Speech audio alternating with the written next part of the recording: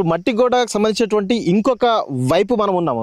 So అటువైపు ఏమో temple, ఇంతకుముందు అక్కడ మనం చూస్తాం ఆల్రెడీ, అక్కడ మనం చాలా క్లియర్గా అక్కడ గుప్త నిధులు ఎట్లా తవ్వారు గర్భగుడి కింద అని చెప్పేసి మనం చాలా స్పష్టంగా అక్కడ చూస్తాం.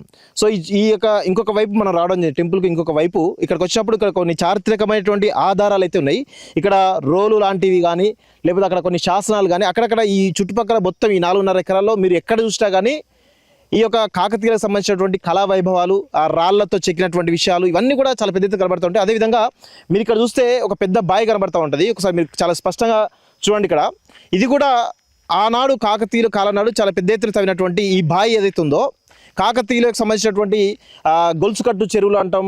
వాళ్ళు అంటే వాళ్ళు మెయిన్గా వ్యవసాయానికి ప్రాధాన్యత ఇచ్చేవాళ్ళు. గొలుసుకట్టు చెరువులు అన్నీ కూడా కాకతీయుల యొక్క ప్రధానమైనటువంటి వాళ్ళ యొక్క ప్రాజెక్ట్ అది. సో అదేవిధంగా ఇక్కడ బావిలు తవ్వడం. సో ఈ మట్టి గోడలకు చుట్టుపక్కల మీరు ఎక్కడ అటువైపు చూసినట్లయితే ఇలాంటి బావిలు చాలా ఉంటాయి. ఎందుకంటే అప్పుడు శత్రు సైన్యాలు వాళ్ళ మీదికి రాకుండా ఆ యొక్క బావిలు తవ్వేసి అక్కడ పెద్ద ఎత్తున మొసళ్ళను పెంచినటువంటి విషయం కూడా ఇక్కడ పెద్ద ఎత్తున చరిత్రకాలు చెప్తున్న విషయం చూస్తున్నాం. అవి కూడా మాకు చాలా స్పష్టంగా ఇప్పుడు కనబడుతున్నాయి. అక్కడ ఏవైతే చిన్న చిన్న బావిలు తవ్వి అక్కడ మొసళ్ళు పెంచని చెప్పేసి చరిత్రకాలు చాలా స్పష్టంగా చెప్తున్నారు. సో ఇవంతా కూడా కనబడుతుంటే ఇంత పెద్ద ఎత్తున వారసత్వ సంపద కాపాడాల్సినటువంటి రాష్ట్ర ప్రభుత్వం ఈ కాపాడడం పక్కన పెడితే ఇటు పెద్ద ఎత్తున బుల్డోజర్లతో కూలుస్తూ ముఖ్యంగా అక్కడ ఉన్నటువంటి గుప్త నిధులను అఫీషియల్గా తవ్వుతున్నట్టుగా చాలా స్పష్టంగా అర్థమవుతుంది. అది మరి అధికారికంగా తవ్వుతున్నారా లేకపోతే వాళ్ళ యొక్క పర్సనల్ వాటి కోసం అవసరాల కోసం తవ్వుతున్నది అనేది తెలియాల్సిన అవసరం అయితే ఉంది. ఒకసారి మనతో పాటు జర్నలిస్ట్ రఘు గారు ఉన్నారు. అన్న, ఒకసారి మీరు దాదాపు 1-2 గంటల నుంచి ఈ ప్రాంతం మొత్తం కూడా తిరుగుతున్నారు. 4.5 ఎకరాలు మీరు అక్కడికి మొత్తం వెళ్ళి కూడా తిరగడం జరుగుతూ ఉంది. ఆ టెంపుల్ కూడా అక్కడ కూడా మీరు స్టోరీ చేయడం జరిగింది. మీరు గమనించిన విషయాలు ఏంటి అసలు ప్రధానంగా? సో నాకు అనిపించింది ఏంటంటే, ఇప్పుడు ఇది ఫస్ట్ కలెక్టర్ కానీ అండ్ ఎమ్మెల్యే కానీ వీళ్ళు చెప్తున్నది, కాంట్రాక్టర్ కానీ చెప్తున్నది ఇది ఏదో టచ్ అయింది, ఇక్కడ మొత్తం పొదలు ఉన్నాయి, కనబడలేదు అని ఏదో చెప్తున్నారు. కనబడకుండా ఇప్పుడు ఒక జేసీబీ లోపలికి ఎంటర్ అయిన తర్వాత కనబడకుండా ఎందుకు ఉంటుంది? అండ్ ఇంకొకటి, వీళ్ళు లోపలికి ఎంటర్ కావడానికి, జేసీబీ ఎంటర్ కావడానికి ఇక్కడ అవకాశమే లేదు. ఏం చేసిర్రు, పెద్ద ఉన్న మట్టి కోటని సగానికి చీల్చి లోపలికి ఎంటర్ అయ్యారు చాలా చాలా ఇదిగా. సో ఇది అసలు ఈ గోడ, ఈ చుట్టూ మట్టి కోట ఎందుకు ఉందన్నది ఎవరికి ఎందుకు తెలియదు? అందరికీ తెలుసు కదా, లోకల్ ఎమ్మెల్యేకి తెలియకుండా ఉండదు. ఆయన కూడా పెద్ద మనిషే కదా. సో చాలా క్లియర్గా ఎంటర్ అయ్యారు. అదేదో పొరపాటున కూడా కూలిపోయింది, టచ్ అయితే కూలిపోయింది కూడా కాదు. టచ్ అయితే కూలిపోతే ఒక పిల్లర్ కూలుతుంది, మొత్తం గుడి కూలి ఎన్ని పిల్లర్ నేల మట్టం ఎందుకైతే కావు కదా, అవకాశం కూడా లేదు. అండ్ మూడో పాయింట్ ఏంటంటే, ఇప్పుడు ఏదైతే గర్భగుడి ఉందో, ఎంట్రన్స్ లోపల గర్భగుడి, శివాలయం ఉంది, లోపల శివలింగం ఉందని అంటున్నారు, గ్రామస్తులే చెప్తున్నారు. సో శివలింగం కనబడతలేదు. శివలింగం కింద అసలు తోవాల్సిన అవసరం ఏముంది? అవసరం లేదు కదా. ఇప్పుడు మీరు ఏదో జేసీబీ తగిలితే కూలిపోయింది, వదిలేయాలి. వదిలేయకుండా మీరు శివలింగాన్ని తీసిరు, శివలింగం కింద దాదాపు ఒక 5-6 ఫీట్లో అంతకు పైన మొత్తం గుంతలాగా ఉంది, గొయ్యిలాగా తయారు చేశారు. మరి అవసరం ఏముంది? ఇప్పుడు గుప్త నిధులు ఉన్నాయా లేవా అంటే, ఎందుకు లేవు? గుప్త నిధులు ఉన్నది అది వాస్తవమే కదా, చరిత్ర చెప్తున్నదే కదా. ఎన్నో చూసినాం కదా. మేము ఒకసారి అచ్చంపేట, నేను పృథ్వీరాజు గారు అచ్చంపేట ఒకసారి ఆ ఫారెస్ట్లోకి వెళ్తే అక్కడ ఒక టెంపుల్ ఉంటుంది, ఏదో ఒక దాని మీద ఏదో శివలింగం మీద ఒక మణిరత్నం ఉన్నదని చెప్పి దాన్ని రాత్రికి రాత్రి పోయిన గవర్నమెంట్లో అన్న ఒకటి ఉన్నది, అక్కడ నడుస్తున్నది అక్కడ. సో ఇక్కడ కూడా అదే అట్లాంటిది ఒకటి, ఏదైనా గుప్త నిధుల కోసమే దీన్ని తవ్వారా అనేది ఒక అనుమానం అయితే వస్తున్నది. లేకపోతే ఏం అవసరం నీకు లింగం కింద 5-6 ఫీట్ల లోతు ఎందుకు తీయాల్సిన అవసరం ఉన్నది?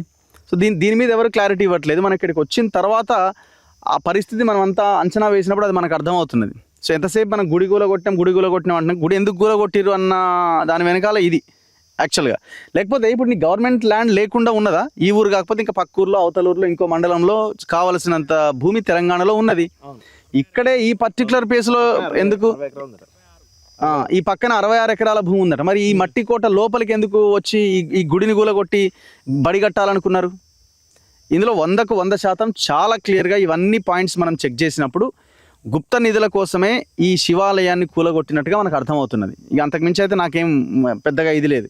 ఎందుకంటే చాలా క్లియర్గా ఎంత అద్భుతమైన కన్స్ట్రక్షన్ ఇది, మట్టి కోట ఇది, మట్టి మానవ నిర్మితమైన కట్టడం ఇది. శత్రువులని లోపలికి రాకుండా ఉండడానికి మీరు ఈ గోడ ఎక్కితే, ఈ మట్టిది ఎక్కితే చుట్టూ ఒక కాలువ లాంటి ఒక సెటప్ ఉన్నది, దాంట్లో బొంద లాంటిది. ఎందుకంటే అవతల నుంచి శత్రువు లోపలికి రాకుండా ఉండడానికి.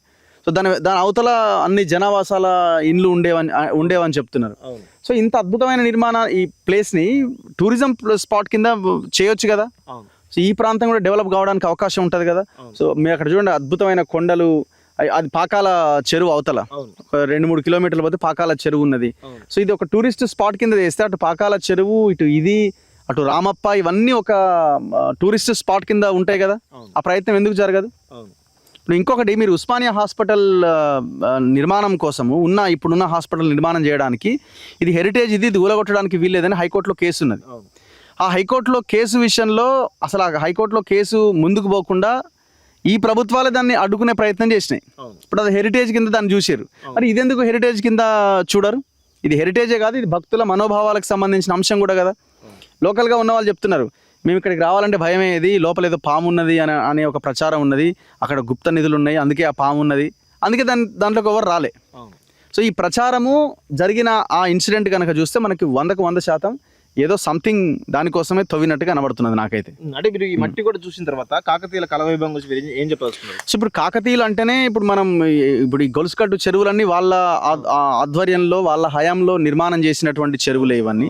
వ్యవసాయ రంగాన్ని బలోపేతం చేయడానికి తీసుకున్న నిర్ణయాలు. సో అందులో భాగంగా ఇక్కడ చూసినా మనం ఇక్కడో బావి ఉన్నది, అక్కడో బావి ఉన్నది, దీని చుట్టూ బావులే ఉన్నాయి, ఈ ఈతలు పోతే ఒక చెరువు ఉన్నది, ఇటుపక్క పాకాల చెరువు ఉన్నది. ఇవన్నీ వాళ్ళ హయాంలో నిర్మాణం చేయబడ్డటువంటి చెరువులు. సో ఇంత అద్భుతమైన అటువైపున కళా సంపద, ఇది ఏమో చెరువులు, బావులు, సాగునీటి రంగాన్ని అభివృద్ధి చేసేటువంటి వ్యవస్థ. ఈ అన్నింటినీ మనం విచ్ఛిన్నం చేసినాం కదా, అన్నింటినీ విధ్వంసం చేసినాం కదా తెలంగాణ వచ్చిన తర్వాత.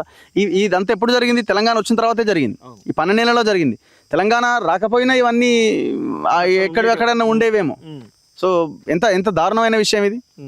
అంటే రేవంత్ రెడ్డి ప్రభుత్వం ఎందుకు ఈ విధంగా అటు పేద ప్రజల భూములపైన, పేద ఇళ్లపైన బుల్డోజర్ చేస్తూ ఉంది, ఇది ఇప్పుడు టెంపుల్ పైన బుల్డోజర్ చేస్తూ ఉంది, ఏమనిపిస్తుంది సార్ రేవంత్ రెడ్డి? అంటే ఇప్పుడు సింపుల్గా ఏమంటారంటే, ముఖ్యమంత్రిని మనం అన్నాం అనుకోండి, ముఖ్యమంత్రికి ఏం సంబంధం, ఇది లోకల్గా జరిగింది కదా. ఎమ్మెల్యేని అన్నాం అనుకో, కాంట్రాక్టర్ చేసిండు, కాంట్రాక్టర్ని అడిగినాం అనుకో, ఇంకో ఆయన చేయమన్నాడు. ఎవరికి వాళ్ళుగా తప్పించుకునే ప్రయత్నం చేస్తున్నారు. అట్లుండదు కదా సిస్టమ్ అన్నప్పుడు. నీ ఆధ్వర్యంలో నువ్వు బాస్గా ఉన్నప్పుడు, ఈ వ్యవహారం జరిగినప్పుడు నువ్వే బాధ్యత వహించాల్సి ఉంటుంది. కిందోటి చేసి నాకు సంబంధం లేదంటే నువ్వంటే వానికి భయం లేనట్లు లెక్క, నీ అడ్మినిస్ట్రేషన్ సరిగ్గా పనిచేయట్లేనట్లు లెక్క, నీకు కోఆర్డినేషన్ సరిగ్గా లేదన్నట్లు లెక్క. అంటే ఇంత ఓపెన్గా వాడు కాంట్రాక్టర్ వచ్చి దాన్ని కూలగొట్టాలన్న ఆలోచన ఎట్లా చేస్తాడు? పర్మిషన్ లేకుండా ఆ గుడి చూడంగానే అరే ఇది పురావస్తు శాఖ కిందికి వస్తుందా రాదా, ఈ గుడి కూలగొడితే ఊరోళ్ళు ఊరుకుంటారా, తెలంగాణ ఊరుకుంటుందా, రేపొద్దున ఇంకెవరన్నా వచ్చి గొడవ చేస్తారు కదా హిందూ సంఘాల ఇంకెవరన్నా అనే కనీసమైన ఆలోచన వస్తుంది కదా. అంటే ఏ ఆలోచన లేకుండా దాన్ని అంత దారుణంగా కూలగొట్టి వెళ్ళిపోయిరానంటే కుట్రనే ఉన్నది దీని వెనకాల. అందరూ కలిసి కావాలని చేసింది ఇది. ముఖ్యమంత్రికి తెలిసి చేసినా జరిగినా తెలవక జరిగినా ఖచ్చితంగా ఆయన బాధ్యత వహించాల్సి వస్తుంది. సింపుల్.